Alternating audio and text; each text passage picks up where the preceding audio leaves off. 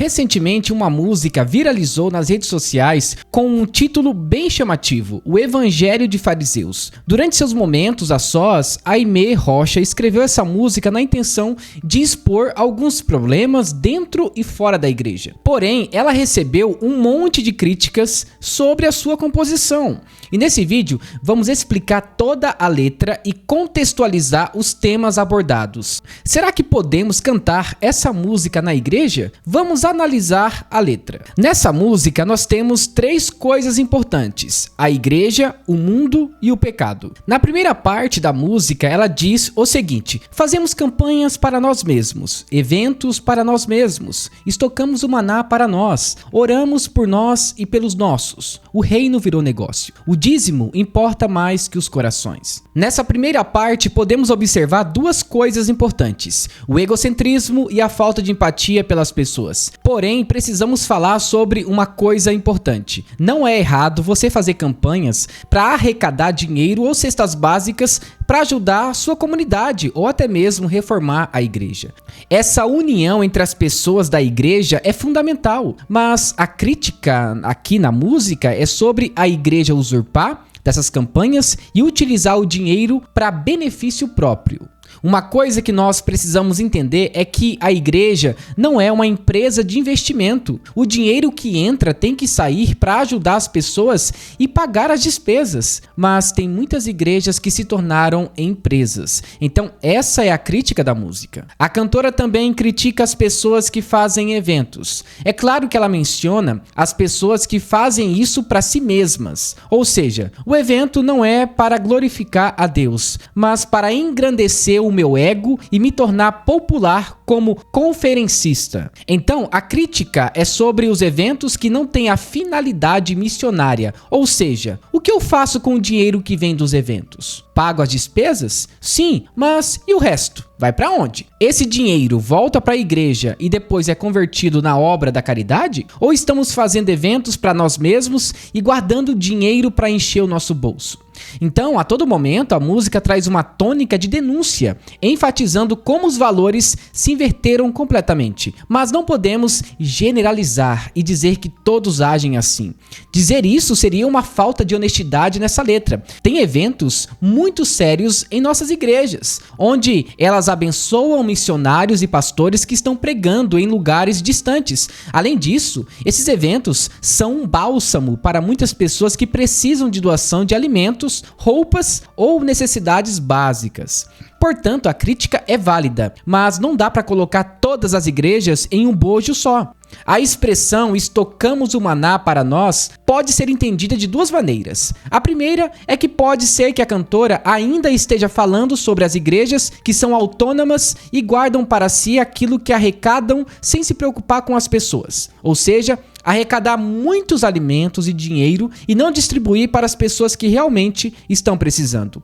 A segunda forma de entender essa expressão é que provavelmente é uma falta de fé para a igreja atual. Deus, quando fez cair o maná do céu, ele pede para as pessoas não guardarem para o outro dia. Então, estocar o maná pode ser entendido como uma falta de fé das pessoas em confiar em Deus. Mas pelo enredo da letra, a primeira opção é a mais provável de que realmente a igreja está arrecadando para si mesma e não para ajudar as pessoas. Depois, ela enfatiza o ato de devoção a Deus, partindo para a intimidade, principalmente quando ela fala sobre oração. Nós temos o hábito de orar apenas pelas pessoas da nossa família e esquecemos dos nossos vizinhos e alguns irmãos na fé. A crítica é que devemos orar não somente pelos nossos amigos e familiares, mas por outras pessoas também que não têm a mesma afinidade conosco, ou seja, pessoas que não gostam da gente. Lembrando que isso é um princípio bíblico, orar por todas as pessoas, inclusive pelos governantes e pelas pessoas que não têm religião ou até mesmo estão crescendo em fé. Então, partindo dessa ideia, orar por todos não é algo que deve ser opcional, mas obrigatório.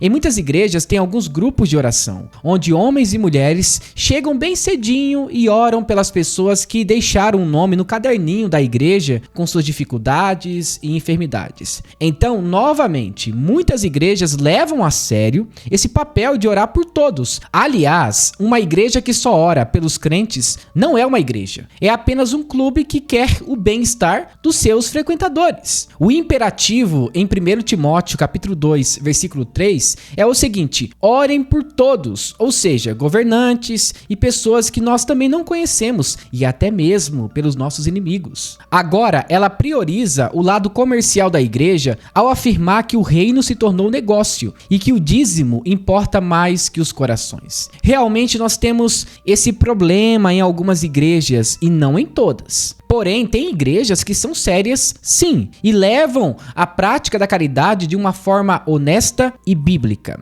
Essa ideia do reino se tornar negócio é muito típico, na verdade, entre as igrejas neopentecostais, que usam o jargão de que Deus é obrigado a nos devolver aquilo que ofertamos diante dele. Por isso que existe a fogueira santa e as primícias da riqueza. Tudo isso é feito na intenção de engordar o coração dos líderes com o dinheiro e deixar os fiéis na lama, sem amparo e muito menos ajuda financeira. Então, realmente isso acontece em algumas igrejas. O dinheiro da igreja é para usar. Essa ideia de colocar o dinheiro na poupança para render é uma ideia empresarial e não condiz com os princípios bíblicos. Isso é estocar dinheiro e não usá-lo para o que realmente precisa. O reino de Deus se tornou um tipo de negócio porque tem muitos pastores que cobram um valor absurdo para pregar. Só vão para as conferências se tiver um hotel 5 estrelas e um carro reservado para eles. São gananciosos e perderam completamente a essência do que é ser cristão.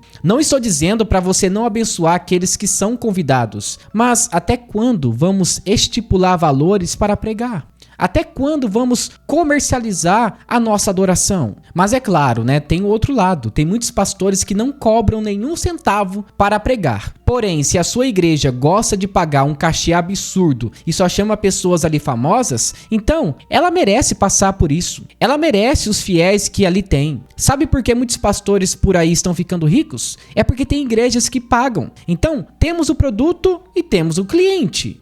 Em 1 Timóteo, capítulo 6, versículo 10, diz que o amor ao dinheiro é a raiz de todos os males. Então, não é um problema a igreja ser rica, mas amar o dinheiro é um pecado. Inclusive, Jesus menciona que o dinheiro é um tipo de Deus na vida das pessoas. Mamon. Realmente tem pessoas que se importam mais com o dinheiro do que com o coração das pessoas. Mas isso não quer dizer que você não deve ajudar a sua igreja com o dízimo e as ofertas. Lembre-se que a igreja tem que pagar água, luz e outras despesas. Por isso que é necessário você frequentar uma igreja bíblica que sempre deixa tudo bem claro sobre as suas necessidades para os membros. Confiança só se adquire com o tempo. Em uma outra parte da música, ela diz: enquanto ele está querendo, quem nós nem pensamos ou nos preocupamos, oramos errado há séculos, dias, horas e anos. Nos afastamos. Novamente, a compositora retorna à ideia de súplicas pelas pessoas. É como se fosse uma pergunta: será que estamos orando pelas coisas certas? Será que estamos orando por nossas vontades ou pelas necessidades de outras pessoas? Observe que a letra enfatiza a vontade de Deus, mas depois tem um antagonismo: aquilo que queremos pedir e aquilo que realmente Deus quer que façamos. A ideia de orar errado há séculos pode ser um entendimento de como a igreja não progrediu e ficou estagnada em seus próprios interesses, não se preocupando com aquilo que realmente deveria se importar, ou seja, a vida de outras pessoas. Se vocês perceberem, a tônica da letra dessa música tem um viés social, a busca pela desigualdade entre as pessoas e o papel da igreja em ajudar os de fora também, mas isso ficará mais visível nos outros estrofes. Chegamos então no refrão. Um evangelho de fariseus. Cada um escolhe os seus e se inflamam na bolha do sistema. É muito forte chamar as pessoas cristãs de fariseus. Na verdade, a intenção da compositora é comparar aqueles que não vivem o que pregam. Porém, os fariseus eram um grupo de judeus devotos da Torá. Eles surgiram no século II a.C. Os saduceus, que eram contrários a algumas coisas dos fariseus, eles acreditavam na lei de Moisés, porém na lei oral, em conjunto com a lei escrita. E foram os criadores, por exemplo, das sinagogas. Mas eles tinham alguns problemas teológicos, como a crença da ressurreição e alguns atos proféticos. Então os fariseus eram muito nobres naquela época. Os fariseus, na verdade, eram as pessoas mais respeitadas na época de Jesus. Eles tinham uma grande influência no Império Romano e também no Templo de Jerusalém. Muitos eram devotos a Deus e realmente praticavam aquilo que a lei de Moisés ensinava. Mas tinha também aquelas laranjas podres, os sepulcros caiados e as raças de víboras, que não praticavam aquilo que diziam pelas ruas e nas sinagogas.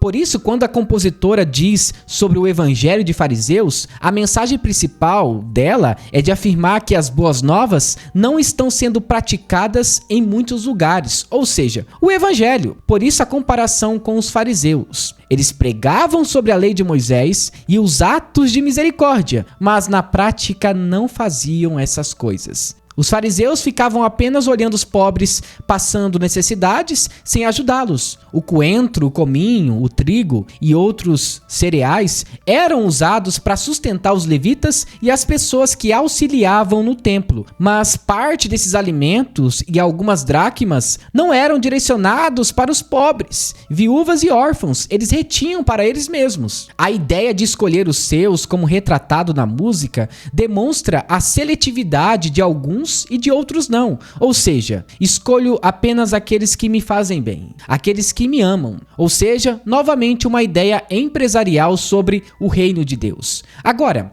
ela cita a bolha do sistema e precisamos falar sobre isso de uma forma coerente. A bolha do sistema que ela está falando é sobre um lugar onde as pessoas estão cegas pela religião e não se importam mais com os que estão de fora.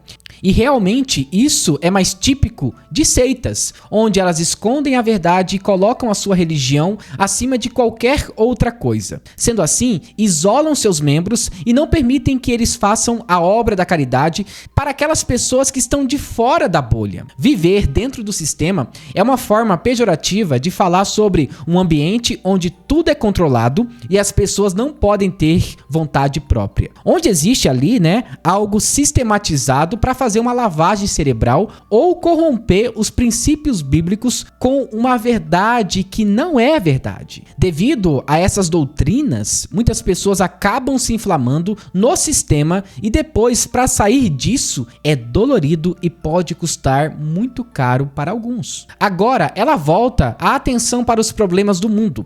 Ela sai da extensão litúrgica e parte para o meio secular, enfatizando alguns problemas. Por isso que ela diz: enquanto isso, no Marajó, o João desapareceu, esperando os cefeiros da grande seara. A expressão "o João desapareceu" pode ser entendido de duas maneiras. Pode ser uma referência aos profetas que sumiram e que deveriam fazer o seu papel, ou é uma referência ao tráfico de órgãos que acontece na ilha de Marajó, onde é muito comum as crianças sumirem e serem vendidas por R$100 ou algum valor inferior. E na ilha de Marajó, no Pará, existem muitos problemas. Inclusive, muitas crianças são abusadas sexualmente e os seus pais incentivam elas a se prostituírem com os turistas em troca de algum dinheiro para sustentar a família. E nesse caso, a música coloca a igreja como uma das responsáveis em fazer algo diferente e mudar essa situação. Mas eu discordo em partes. A igreja deve auxiliar e anunciar que essas práticas são erradas e que devem ser combatidas.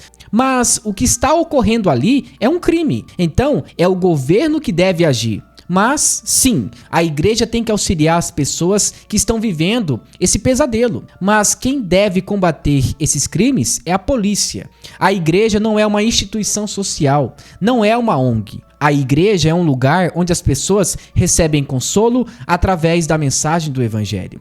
E o papel dela na sociedade é anunciar as boas novas, e o Espírito Santo vai convencer as pessoas do pecado e do juízo de Deus. Depois, ela cita os cefeiros da grande seara, que somos nós. Jesus disse que a seara já está pronta para colher, mas faltam os cefeiros. Então, o nosso papel é ir nessas comunidades e combater essas práticas abomináveis. Mas a igreja pode usar sim os seus direitos constitucionais para combater essas práticas e usar meios do governo para fazer isso. Então, no caso da ilha de Marajó, a igreja tem que estar lá para ensinar que essas práticas são pecaminosas e erradas. Mas, por serem criminosas, a polícia também deve agir junto.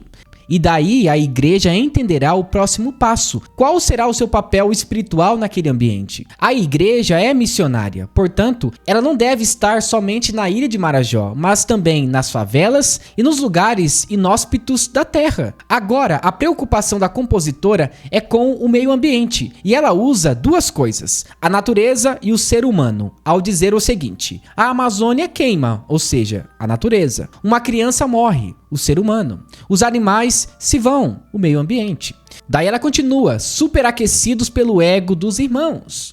Nos primeiros estrofes dessa música, a preocupação é com as pessoas que dizem ser cristãs, mas estão entorpecidas pelo fanatismo religioso e pelo falso evangelho. Mas agora, ela chama a atenção para a Amazônia, onde há um grande debate político em nosso país sobre o que fazer com ela. Explorar os minerais ou deixar ela queimar sem fazer nada. Alguns dizem que a floresta amazônica é o pulmão do mundo. Então muitas pessoas famosas fizeram campanhas e muitos governantes estão interessados nela. Mas a pergunta que fica é: qual o interesse verdadeiro? Preservar a floresta amazônica ou explorar os seus minerais? E depois ela retoma a sua preocupação sobre o ser humano. E ela diz: uma criança morre. E por fim, ela afirma que tudo isso está acontecendo por causa do ego dos irmãos, ou seja, viés político e financeiro. E no final dessa composição, ela traz uma visão momentânea e escatológica sobre a igreja. Estamos apodrecendo o corpo de Cristo. O sangue não está circulando. O sangue está coagulando.